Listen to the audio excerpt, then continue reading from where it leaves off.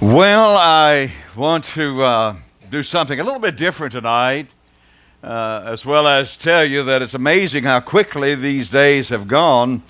Thursday night, Friday night, and now then we're well on the way to have Saturday night gone, and then we'll be preaching here in the morning. And Dr. Juan, thank you. I don't know where you went, but thank you for your words. Appreciate that.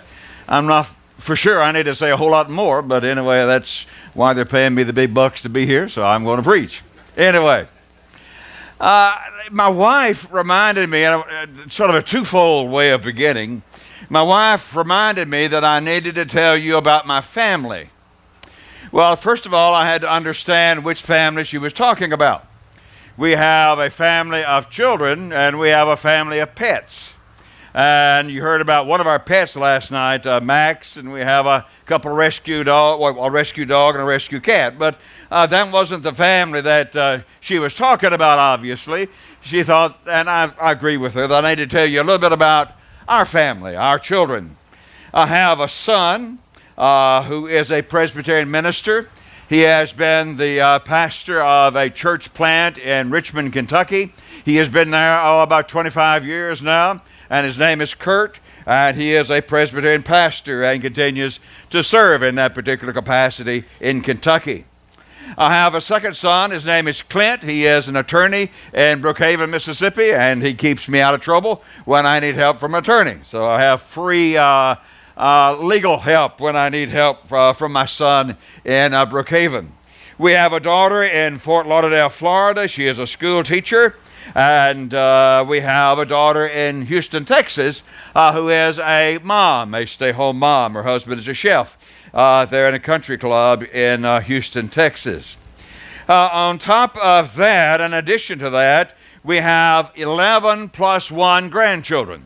So when I say we have 11 plus 1, I mean that we have 11 grandchildren that we officially have as grandchildren, but we have an additional one that my daughter and son-in-law, he's a football coach in South Florida, and they have, in a non-official way, adopted a young man, and he is a superb athlete.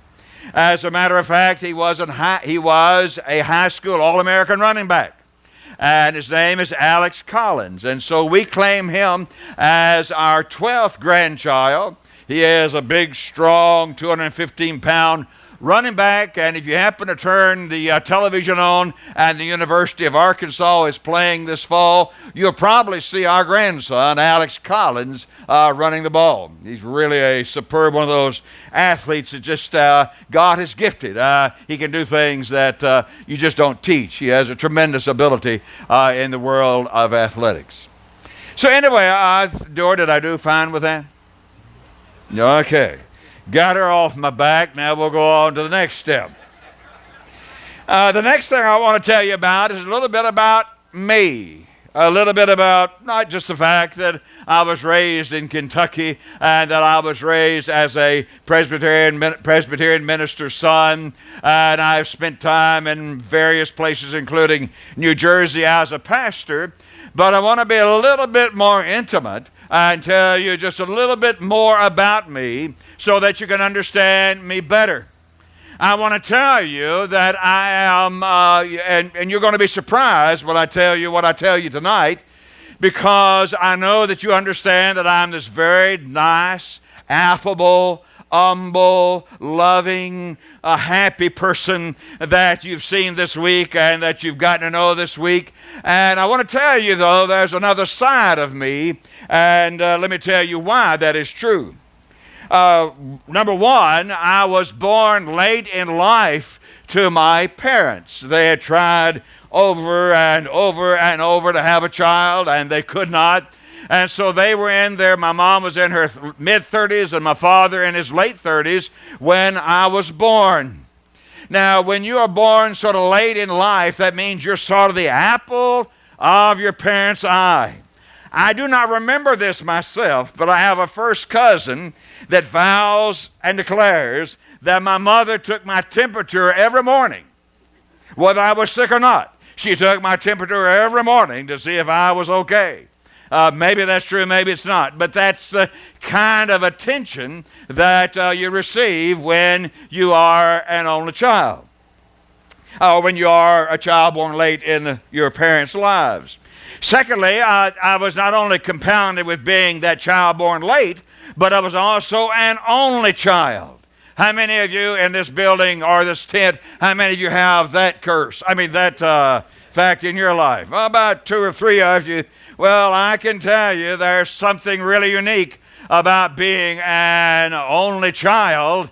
You have a different relationship with adults, and you don't know anything about children because there's none in your home. And so there's a lot of things that happen and really are unique to a person that is an only child. And I had that as well as being born late to my parents.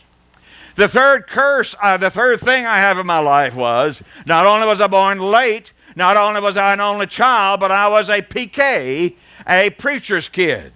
Now, I don't hear as much about preacher's kids today as I did a few years ago, but at one time, we had a really, really, really bad reputation. If you were a PK, a preacher's kid, it was just automatic that you were going to be rebellious, you were going to be hard to get along with, you were going to have problems, and you were just going to be a disgustingly kind of person that most people just really didn't care much about. Well, I had all 3 of those things going for me, plus the same thing that you have in your life. I was born a son of Adam. I was born with that sinful nature. And so you take that sinful nature and you put into that mix being an only child, being born late in life, and being a preacher's kid. And I was really a troubled young man when I was growing up. Not the nice, affable, loving, happy person that I am today. Let me give you an example. My father's church, which was the name of it was the Mizpah Presbyterian Church in Paducah, Kentucky. It was really a very, very good church to be raised in. It was really a great church because they really had a strong sense of teaching the children of that church the Bible.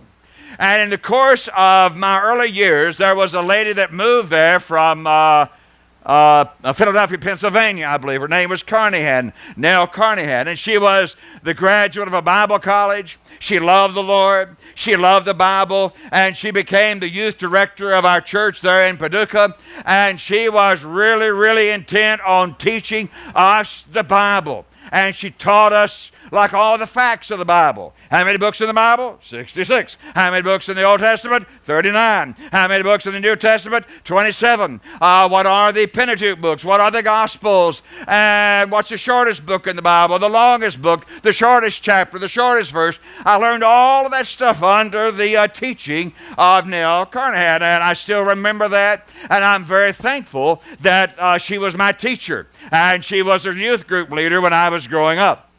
The second thing that she did, and that she really did well, was to challenge us to memorize the Bible.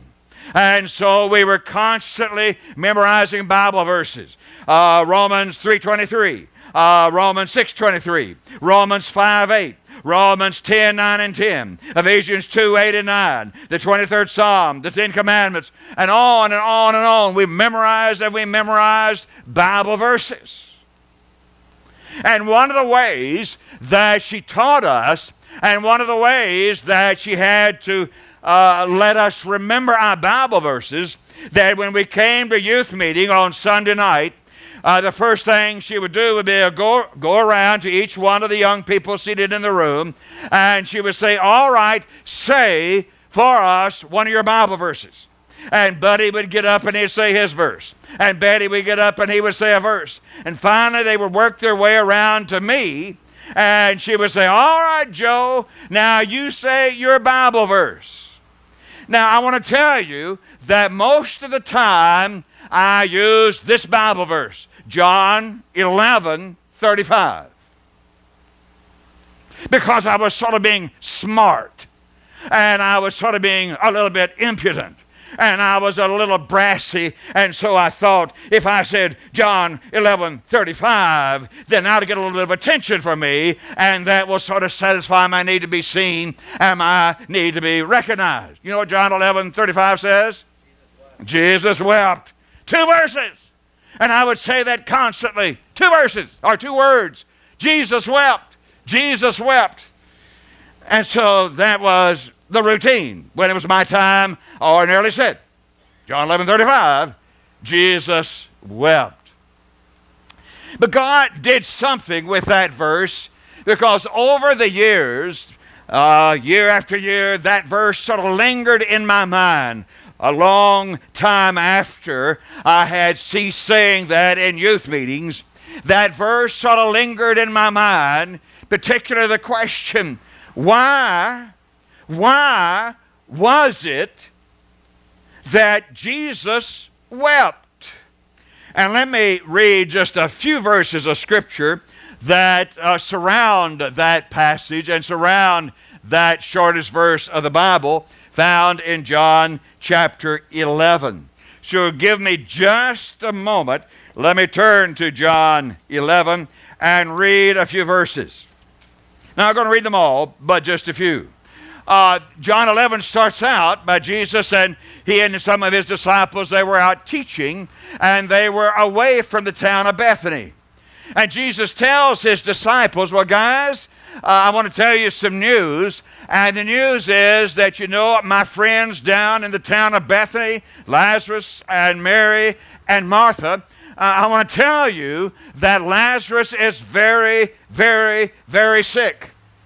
And so he tells them that Lazarus was sick. He was God. He knew all things. So he knows that, and he tells them that Lazarus is very, very sick. And then an interesting thing is said, or we're told in chapter 11, it says that Jesus stayed where he was for a couple of days. An interesting turn of events. When Lazarus is severely ill, Lazarus is dying, we know, down in the town of Bethany, and Jesus 10, 15, 20 miles away, he stays away. He stays away from Bethany. He stays away from Lazarus. And then finally, he says, all right, it's time to go. And his disciples say, no, Jesus, we can't go down there. That town of Bethany, that's where the enemies are. It's too close to Jerusalem. They don't like us, and they don't like you. Let's don't go. It's dangerous down there in Bethany. But Jesus said, no, let's go. And so they turn, and they start down to Bethany. They say, let's go with him. So they go to Bethany. And as they're coming into Bethany, one of the sisters of Lazarus, who now is dead, one of the sisters runs out to Jesus. Her name is Martha. And she runs out and says, Jesus, if you'd been here, she's chiding him. Jesus, if you'd been here, then our brother would not have died. Jesus, why didn't you get her earlier? Why didn't you come earlier? And so Jesus then gives her that great statement, I am the resurrection and the life. He who believes in me will live, even though he die, and so on.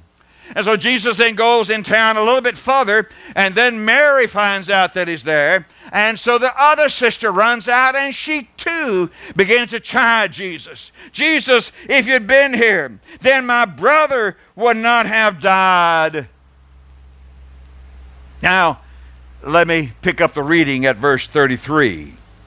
When Jesus saw her, Mary, when Jesus saw her weeping, and the Jews who had come along with her also weeping, he was deeply, and this is very important, he was deeply moved. He was deeply troubled. He was deeply moved down deep in his inner being because of what was going on and what was happening.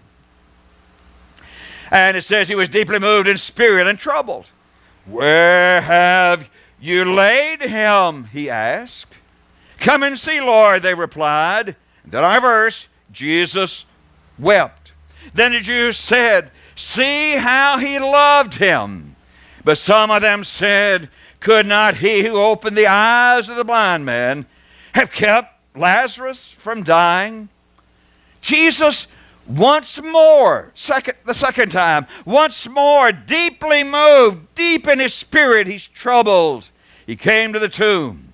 Now the tomb was a cave with a stone laid across the entrance. Jesus said, "Take away the stone." "But Lord," said Martha, the sister of the dead man, "by this time there is a bad odor, for he has been there for 4 days." And then Jesus said, "Did I not tell you that if you believe, you will see the glory of God?" And then Jesus utters a prayer, and picking up at verse 43, when he had said this, Jesus called out in a loud voice, "Lazarus, Lazarus, come out." The dead man came out, his hands and feet wrapped with strips of linen and a cloth around his face. So that little verse, the shortest verse in the Bible, John 11:35, has been a part of my life, and I've thought about it, and I've tried to sort of wrestle with it, and I've tried to understand it, and I've tried to come to grips. Well, first of all, it's obvious that it's an expression that Jesus was a human being. Take your fingers and move them, and we have this amazing ability to move our fingers because we are human beings. That amazing ability for our thumb and our index finger to move, unique, maybe not totally to human beings, but so many things, the eye and so many parts of our body. Jesus was totally and completely a human being. And now then the tears are coming down his face because he felt things the way we feel things. He experienced things and struggled with things like we struggle with things. Jesus was a human being just like us.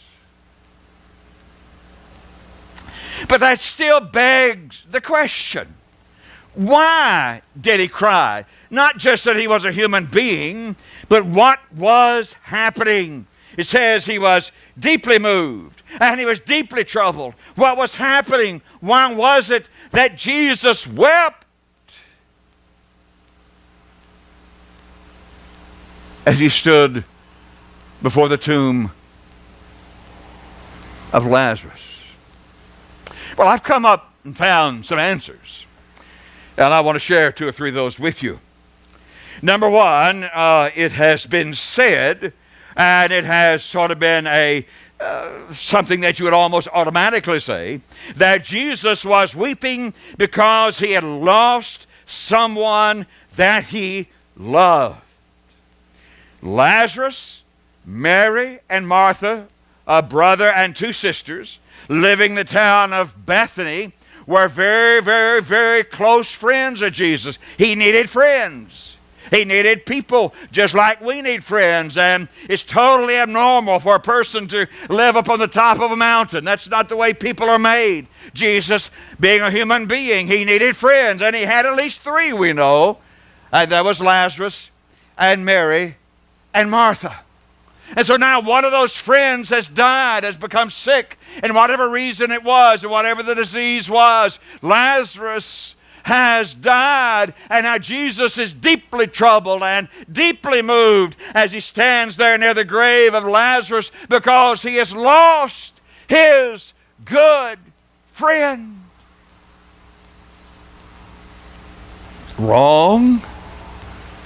Why would Jesus be weeping and deeply moved when in just a matter of a few minutes Jesus was going to raise, and Jesus knows all things, therefore he knew what was going to happen 5 minutes down the line. Why would Jesus be weeping if he knew that he was going to raise Lazarus and all kinds of joy and happiness would come? Why would he weep if he knew, and he did, that Lazarus, he was going to raise Lazarus? The second possibility is, and this has been said, and this has been sort of thrown out as a reason why Jesus wept, that Jesus loved those 2 sisters as his own sisters. He loved Martha, and he loved Mary, And now then he sees their hurt, and he sees their pain, and he sees them weeping, and he sees them crying. And Jesus has tears of empathy. Have you gone to the funeral home when someone has died in a family of your friend, or you had a friend and a person dies, husband, wife, son, daughter, whatever, and you go to the funeral home and there your friend is standing by the coffin, by the casket, and that person is weeping and troubled, and you begin to feel the tears well up in your own eyes because you see your friend hurting and you're hurting too, and the tears sort of come to your eyes because you empathize with that person who has lost his or her loved one.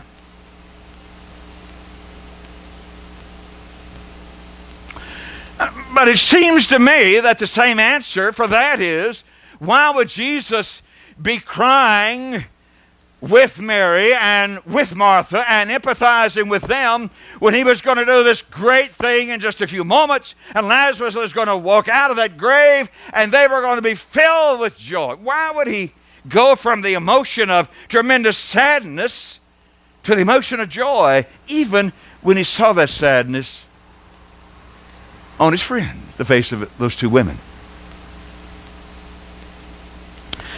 Another possibility is that Jesus, again, being a totally and full human being, that Jesus felt the emotion of what was going on in that home and in that set of circumstances. I did not know this. I have never seen this. I have never heard this. But I have been told in my reading about history and about 2,000 years ago that it was a normal process that when someone died, that you would hire a professional wailer, a professional crier to come.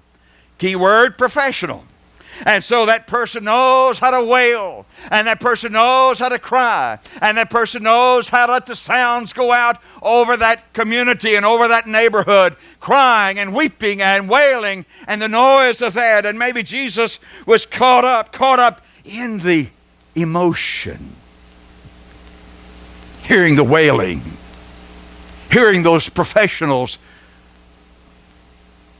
cry, like was the normal procedure in a house 2,000 years ago.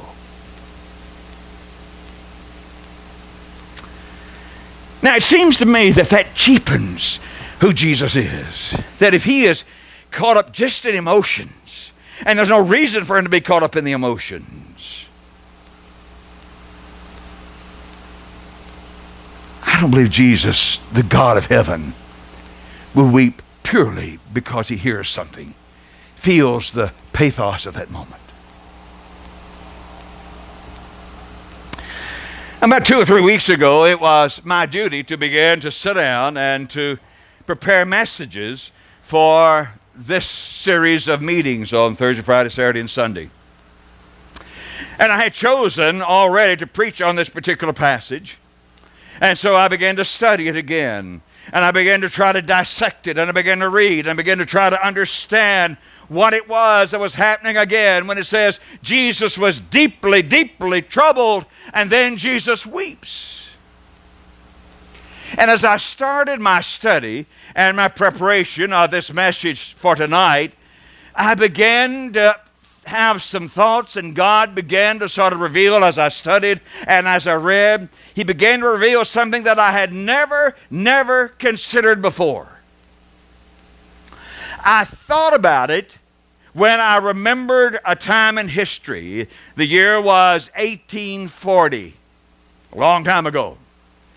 The president of the country at that time was a Tennessean by the name of Andrew Jackson.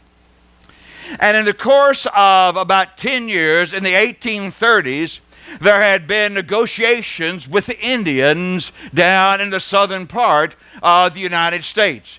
There were the Cherokee and the Choctaw and the Seminoles and the Creek. and there was negotiations, and treaties were signed, and negotiations were done, and it was finally decided that those Indians in mass were going to be marched out of the South, and they were going to be sent to Oklahoma, and there they would be given land, etc., etc., etc. Well, in 1840 that began. And those Indians were caught up, and those Indians then were marched toward Oklahoma. And it's a sad, sad story and a sad, sad history, as many of them died, as many of them became ill, and there was much separation of families, and you just can imagine all the complexities that went on within the American Indians as they were moved from the southern part of the country to the Midwest, to Oklahoma. That march of the Indians became known as the Trail of Tears. The Trail of Tears. The traumatic story of even though some of the chiefs and some of the leaders had signed the documents, yet it was a total disaster when they started moving the Indians to Oklahoma. Trail of Tears. In my research and in my trying to come up with this message and something I could say tonight in this message, I found a little bit of information that I had never found before. And that bit of information was that when Jesus comes to Bethany and Lazarus is dead, and when Jesus is out near the grave and he weeps, and then he goes and commands Lazarus to come forth, that was only 6 days. Let me say that again. That was only 6 days prior to his death. I had never processed that before. I had never thought of that before. That when Jesus now comes to Bethany, and when Jesus weeps, and when Jesus now commands Lazarus to come out, that Jesus was less than a week prior to his own death on the cross, to Good Friday, when he was going to be nailed to the cross at 9 o'clock in the morning. And the Father would desert him at noon, and he would die at 3 o'clock. It was less than a week. And what I am suggesting to you is that Jesus was on his trail of tears when he came to Bethany. Deeply troubled that as he recognized the death of his friend Lazarus, and who was in the tomb, that this was a reflection of his own death that was just a few days away. It was a reflection of who he was and why he came, because the greatest enemy that we have is the enemy of death, and Jesus came to claim victory over that enemy, and he did when he was resurrected.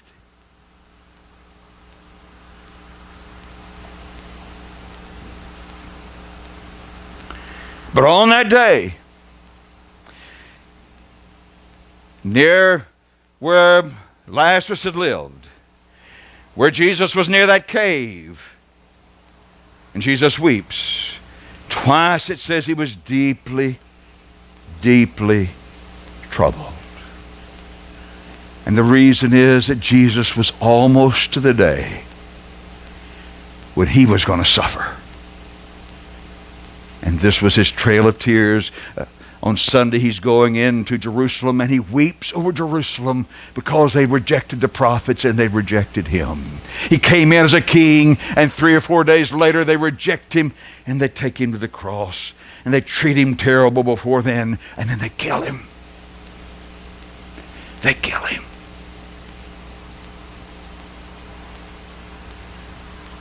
Tears. Jesus wept. Jesus felt the pain, not just of Lazarus' death, but his own death. And that's the reason he came to earth. So that the last greatest enemy of all can be conquered. The band, are you guys going to play some more now? And then I'll have one more thing to say, and then we'll have a closing song.